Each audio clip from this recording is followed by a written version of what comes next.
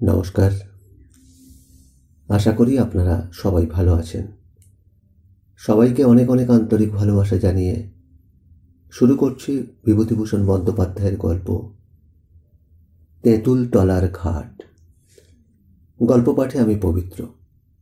তো চলুন শোনা যাক আজকের গল্প তেঁতুল তলার ঘাট। হারুর আজ আর জ্বর আসেনি। এখন তার মনটাতে বেশ স্ফূর্তি আছে। জ্বর এলে আর স্ফূর্তি থাকে না, কিছু না কিছু নিরানন্দ আসেই। আজ 4 মাস ধরে সমানভাবে ম্যালেরিয়া জ্বর, পেট জোড়া পিলে, আর সর্বদাই ভয় ওই বুঝি জ্বর এলো। অনেকেই ওকে দেখে বলে, ইস, ছেলেটার একেবারে মৃত্যুদশা হয়েছে, এবার বুঝি বা সরে। এসব বলতো এমন সব লোকে যারা ওকে ভালোবাসার চোখে দেখে না। যে ভালোবাসার চোখে দেখে সে কি এমন কথা বলতে পারে? হারুও তা বুঝত, বুঝে চুপ করে থাকত। জ্বর আসাটা যেন ওর মস্ত অপরাধ। এজন্যে সে একদিকে যেমন বাড়িতে বাবা ও পিসিমার, আবার অন্যদিকে পাড়া প্রতিবেশীদের কাছেও অপরাধী। ওর মা বলে, সকলের হাড় জ্বালালি তুই বাবু, কারো শাস্তি নেই তোর জন্যে। হ্যাঁ, অথচ কেমন সুন্দর দিনগুলি। সুনীল আকাশ, অদ্ভুত ধরনের সুনীল আকাশ। ঝলমলে রোদ পড়েছে পথঘাটের দুধারে, বনে ঝোপে। রাস্তাঘাট এখনো খটখট করছে। আজ দিনকুড়ি একদম বৃষ্টি বন্ধ। চাষারা রোজ গাজিতলায় ও রোজ পালুনি করছে। আল্লাহ আল্লাহ বলে মাঠে বুক চাপড়ে চিৎকার করছে, অথচ বৃষ্টির চিহ্নও নেই। মেঘই নেই আকাশে, আর তার বৃষ্টি। সবাই বলছে ধান এবার হবে না।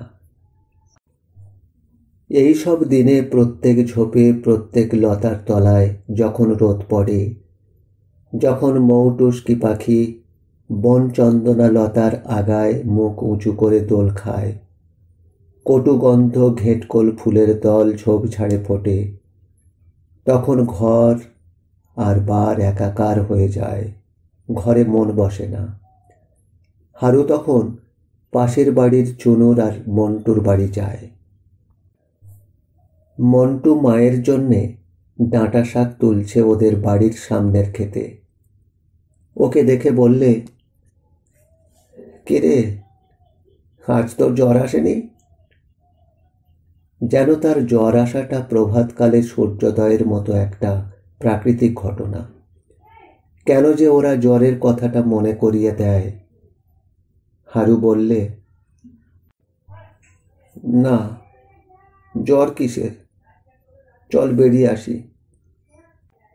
তবে তুই একটু দাঁড়া, মাকে ডাঁটাগুলো দিয়ে আসবো। এ ক্ষেত কে করেছে? তুই তো জ্বরে পড়ে ভুগবি, দেখতে তো আসবি নে। এবার এ ক্ষেত আমি করেছি রে। হ্যাঁ রে, মা বললে ডাঁটা করে রাখ জমিটাতে, তাই জমিটা করলাম। হারুর মনে দুঃখ হলো বারবার তার জ্বর আসার উল্লেখ করাতে। একবার এত রাগ হলো, ভাবল সে কারুর সঙ্গে আর বেড়াতে যাবে না। একাই সে পথে পথে আগেও খেলা করত। এখন জ্বর হওয়ার পর থেকে মনটা কেমন হয়ে পড়েছে। একা বেড়াতে ভয় ভয় করে। আগে যে সাহস ছিল এখন আর সেটা নেই। নয়তো মন্টুর মতো সঙ্গীকে সে গ্রাহ্য করে না। দুজনে অবশেষে বেরিয়ে গেল নদীর ধারে। কাঠ কাটা নৌকো এসেছে পূব দেশ থেকে। বড় বড় গুঁড়ি পড়ে আছে এদিকে ওদিকে। বর্ষাকালে অনেক গুঁড়ির গায়ে তেলাকুচো লতা উঠেছে, দু একটা তেলাকুচো ফলও ধরেছে। কি যে মায়া জায়গাটার, হারুর বড় ভালো লাগে। খেলা করবার মতো জায়গা। মন্টু ও হারু কতক্ষণ সেখানে খেলা করল। খেলা করবার উৎসাহ কারো কমে না। তেলাকুচো লতার ফল মন্টু তুলতে গেলে হারু তুলতে দিলে না। সে বলল, কেন তুলবি? বেশ তো লতার আগায় দুলছে, একটা আধ পাকাও হয়েছে, তুলবার দরকার কি? বেশ দেখাচ্ছে গাছে। বেনে বউ জোড়ায় জোড়ায় বেড়াচ্ছে কাল কাসুন্দে গাছের ছোপে ছোপে। কতক্ষণ কেটে গিয়েছে দুজনের কারোর খেয়াল নেই। মন্টু কাছে গিয়ে বললে, তুই অমন করে বসলি কেন রে? তোর আবার জ্বর এলো নাকি? না। কই দেখি গা। ওরে বাস রে, তোর গা যে পুড়ে যাচ্ছে। তুই বাড়ি যা, বাড়ি যা। হারু বিমর্ষভাবে বললে, তুই জ্বরের কথা অত করে মনে করিয়ে দিলি কেন? আমি তো বেশ ভুলেছিলাম। তুই যেমন মনে করিয়ে দিলি অমনি আমার জ্বর হলো। আরে না রে, তোর এমনিতেও জ্বর আসতো, আমি মনে করিয়ে দেওয়ার জন্য কি জ্বর এলো? ওটা তোর ভুল কথা। চ, বাড়ি চ। বাড়িতে আজ চিংড়ি মাছ দিয়ে ডাঁটার চচ্চড়ি হচ্ছে, সে দেখে এসেছে। আর কলাইয়ের ডাল দিয়ে ওই চচ্চড়ি দিয়ে ভাত খেতে যা লাগে। মাকে না বললেই হলো যে জ্বর হয়েছে।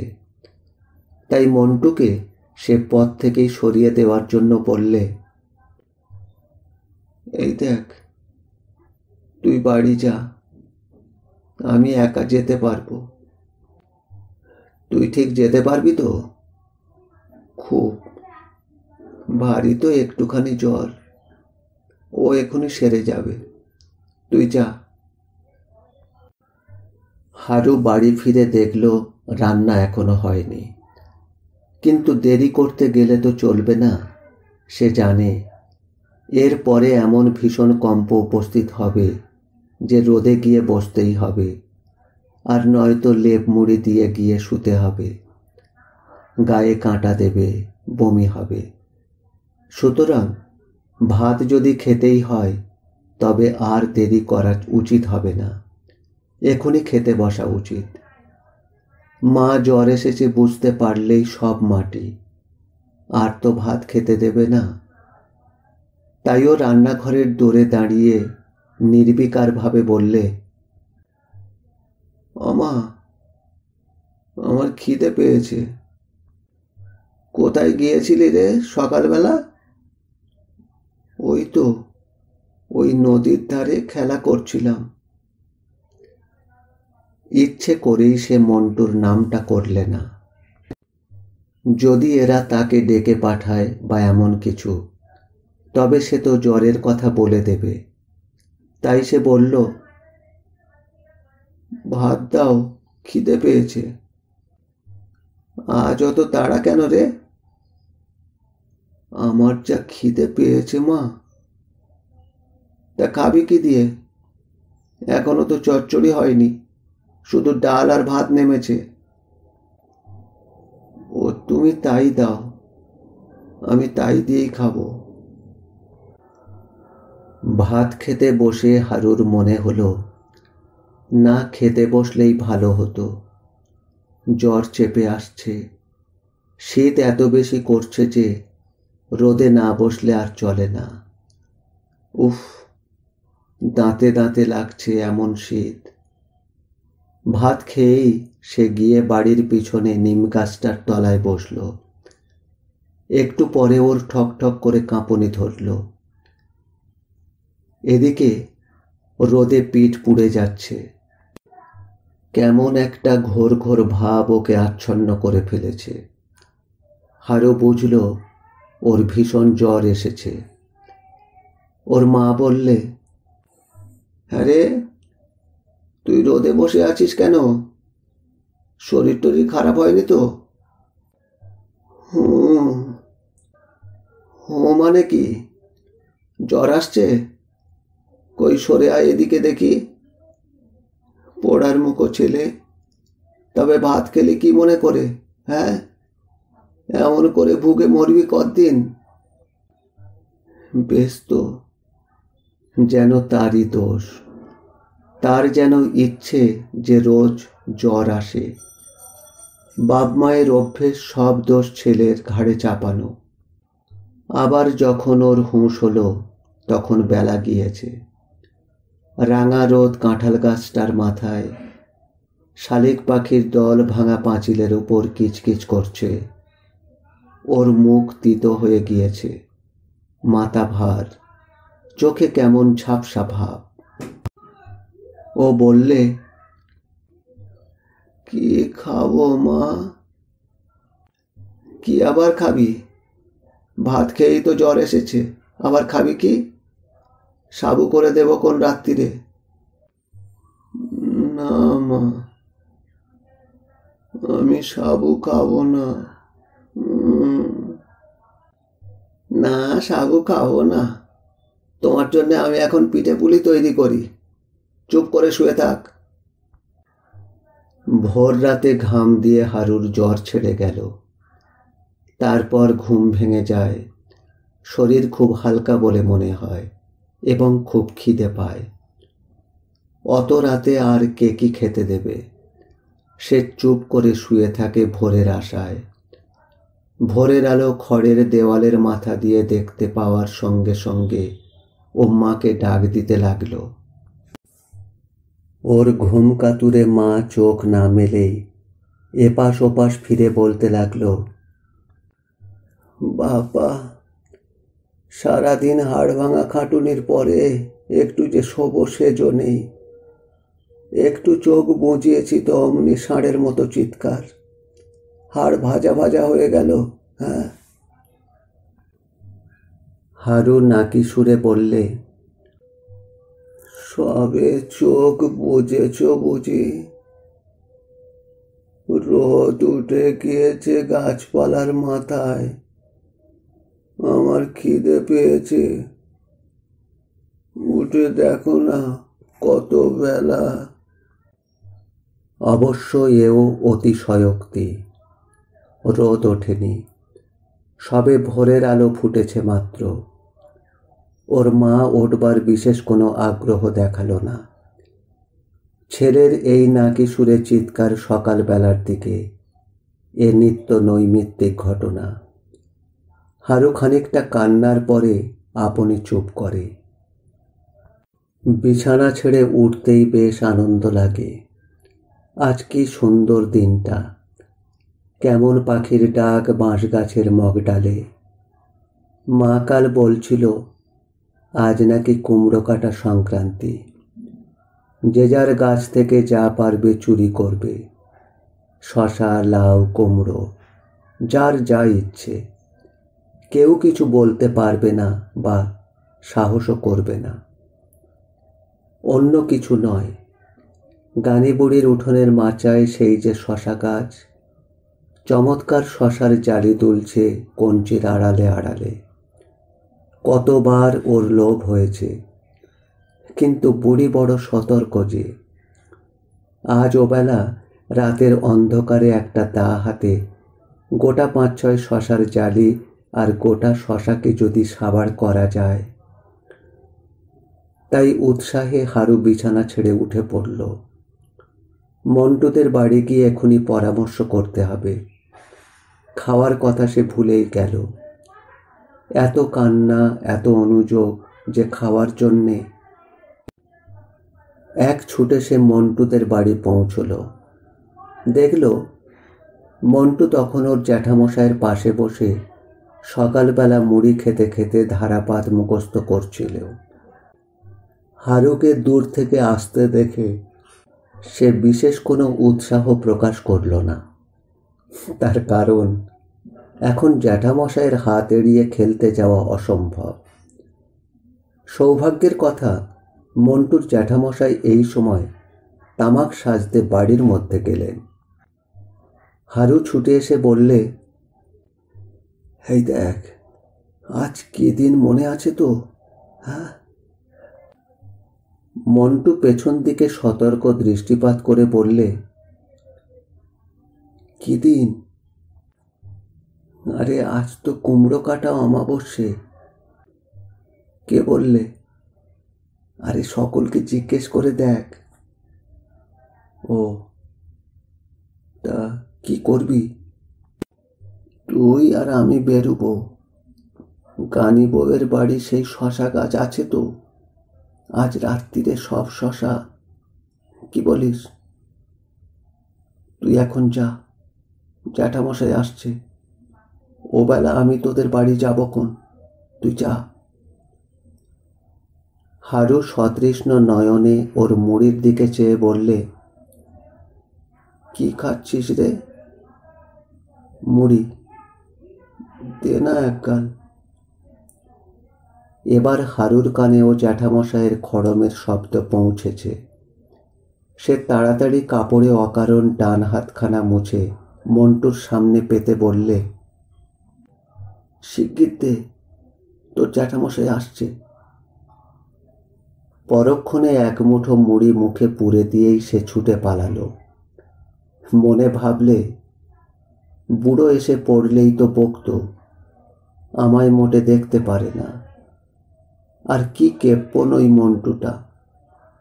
এক গাল মুড়ি কত কটা দিলে দেখো, দিব্যি মচমচে মুড়ি। তারপর সে বাড়ি পৌঁছে দেখলে তার মা সামনের উঠোন ঝাড় দিচ্ছে। খাবার দেওয়ার কোনো ব্যবস্থা ও উদ্যোগ কিছুই নেই এ বাড়িতে। হারু জানে ওর মা ওই এক রকমের লোক, অন্য লোকের মায়ের মতো নয়। কাল রাতে যে কিছু খায়নি জানে সবই। দাও না বাপু খেতে সকাল সকাল, কাণ্ডখানা বেশ। একটু বেলা হলে মা যদিও খেতে দিলে সে মাত্র এক বাটি সাবু। সে প্রতিবাদ করতে গেলে ওর মা ঝংকার দিয়ে বলে উঠল, হ্যাঁ, তোমাকে নুচি ভেজে দিই, পিঠে পুলি করিয়ে দিই। কাল সারা রাত জ্বরে শুষেছ কি না? যেন জ্বর না হলে মা তাকে লুচি ভেজে আর পিঠে পুলি করে খাওয়ায় আর কি। এ সে বাড়িতে নয়। এ বাড়ির বাঁধা আছে চাল ভাজা ৩৩০ দিন আর লুচি, কিন্তু ভাত, মা কি আজ ভাতও খেতে দেবে না? কথাটা সে ঘুরিয়ে জিজ্ঞেস করলে, ভাত খাওয়ার সময় আমার সেই গাওয়া ঘি একটু দিতে হবে কিন্তু। ভাত খাবে কে? কেন? আমি। ইস, বলে কত স্বাদ যায় রে চিতে, মলের আগায় ঘুঁটি দিতে। সারা রাত জ্বরে কোঁকো করে ওনার ভাত না খেলে চলবে কেন? তবে আমি কি খাবো? শিউলি পাতার রস তো খেলি নে সকালবেলা, একটু বেলা হলে দেব এখন পাতা বেটে আর সাবু। হারু মিনতির সুরে বললে, না মা, সাবু নয়, দুখানা রুটি মাছের ঝোল দিয়ে। তোমার পায়ে পড়ি মা, পুরনো জ্বর তো, ও কিছু হবে না ওতে। আচ্ছা যাক, দেখব এখন। সুতরাং মনে আর একবার খুশির ঢেউ উঠল হারুর। শরীর তার খুব হালকা হয়ে গিয়েছে, জ্বর না এলেও পারে। সকলে বলে শরীর হালকা হয়ে গেলে আর নাকি জ্বর হয় না। সে একা মাঠের ধারে বোষ্টম বাগানের পথে বেড়াতে গেল। ও বাগানের খুব নিবিড় একটা বন ঝোপের মধ্যে আছে সেই বুড়ো মাদার গাছটা। একবার রজুন কাকার দলে মিশে সে সেখানে গিয়েছিল। রজুন কাকা অদ্ভুত লোক, বড় বয়সের ছেলে। ওর গোঁফ দাড়ি বেরিয়ে গিয়েছিল, তবুও তাদের সঙ্গে খেলত। কত নতুন নতুন খেলা শিখিয়েছিল। তার দলে খেলতে বেরুলে শুধুই মজা, কত রকমের মজা। কিন্তু রজুন কাকা কোথায় চলে গেল? একদিন হঠাৎ কোথায় নিরুদ্দেশ হয়ে গেল এ গাঁ থেকে। দুবার পুজো এসেছে গিয়েছে, তারপর সে আর আসেনি। মাদার গাছটা খুঁজে পাওয়া গেল না। ভিজে ঝোপঝাপ, কত পটপটি ফল দুলছে গাছে গাছে, বড় বড় পটপটি ফল। আজকাল সব ছেলেই বর্ষার দিনে পটপটি ফল ছোঁড়ে। তাদের শিখিয়েছিল সেই রজুন কাকা। একটা বাঁশের চোঙের মধ্যে পটপটি ফল পুরে একটা কাঠি দিয়ে ঠেলে দিলেই ফটফটাস, যেন বন্দুকের শব্দ। তাই ওর নাম পটপটি ফল। আজকাল সবার হাতে দেখো একটা বাঁশের চোঙ আর কাঠি আর পটপটি ফলের গোছা। রজুন কাকা না থাকলে আজ আর কাউকে পটপটি ছুঁড়তে হতো না। দুটো বড় বড় তিতপল্লার ফুল ফুটেছিল উঁচুতে, লতার আগে তুলছে, হাত বাড়িয়ে নাগাল পাওয়া যায় না। এক থলো পটপটি ফুলই আজ নিয়ে যেতে হবে, কিন্তু বহু চেষ্টা করেও সে কোনোটাই সংগ্রহ করতে পারল না। বেলা হয়েছে অনেক, খিদেও বেশ পেয়েছে। বাড়িতে গিয়ে রুটি আর মাছের ঝোল খাবে, কি মজা। এতক্ষণ রুটিও হয়তো হয়ে গিয়েছে। সে রোগা মানুষ, নিশ্চয়ই মা তার জন্যে আগে করে রাখবে। আজ সে তো ভালোই আছে, আজ আর জ্বর আসবে না। বোধহয় জ্বরটা সরেই গেল। একটু একটু খুব সামান্য শীতবোধ হচ্ছে বটে, কিন্তু সেটা জ্বরের দরুন নয়। একে তো বর্ষাকাল, আর এই বনঝোপে তো রোদ পড়ে না, হয়তো তাই। মন্টুরও শীত করত, সে যদি আজ এই বনে ঢুকত।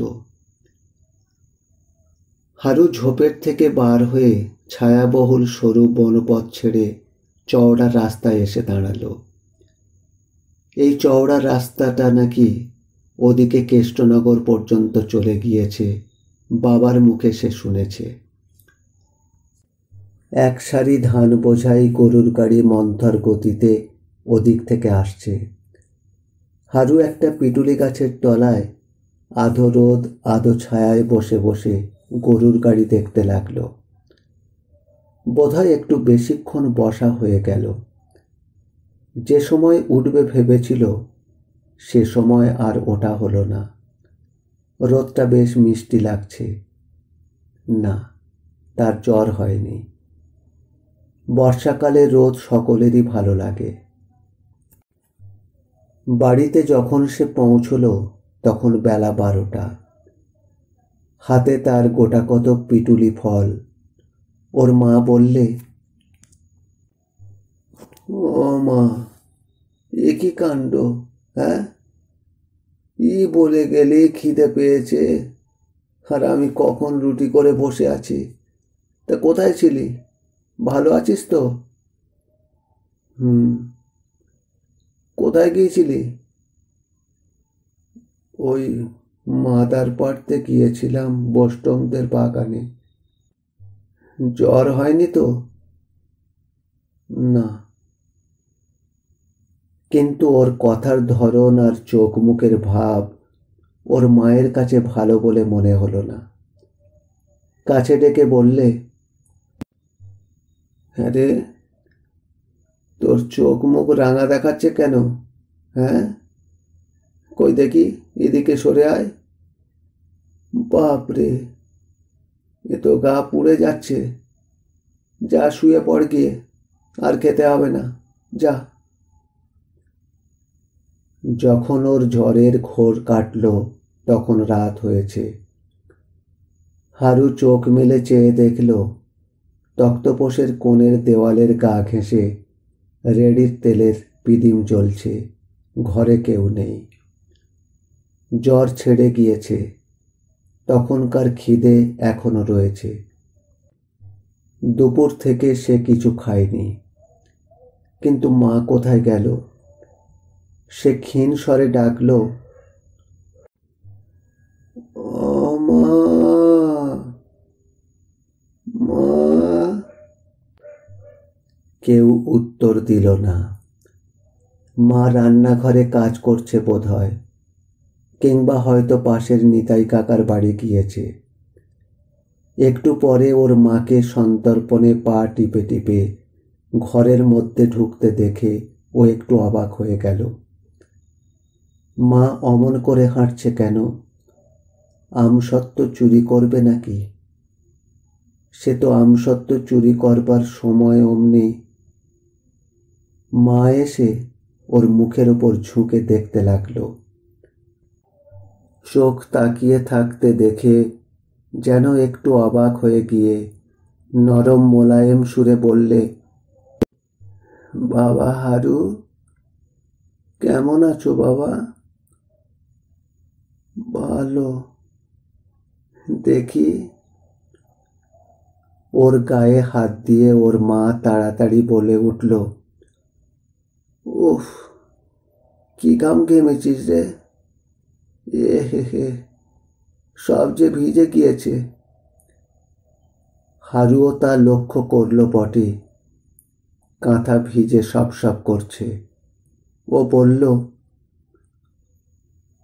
আমার খিদে পেয়েছে মা। খিদে পেয়েছে বাবা? আচ্ছা, দেব এখন। আহা, বাবা আমার, সোনা আমার, শো, আমি আসছি।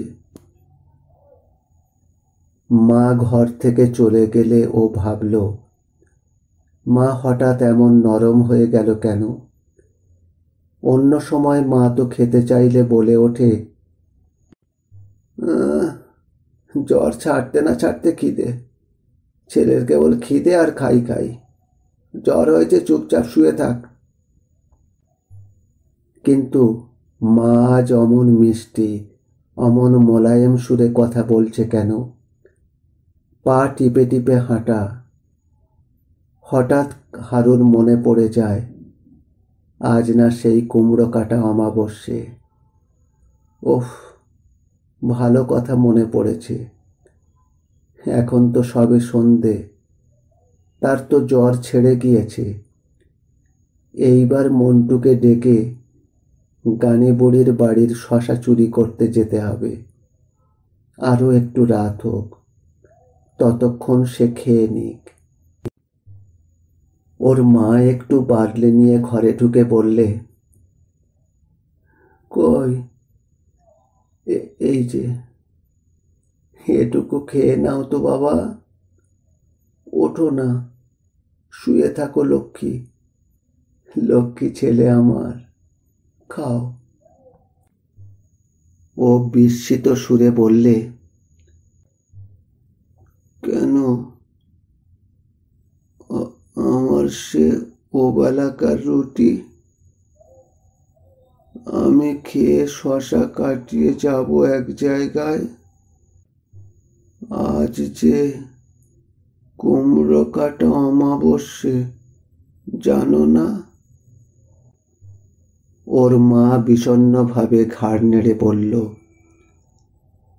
খুব জানি বাবা, জানি। তুমি শো। কুমড়ো কাটা অমাবস্যে কাল গিয়েছে।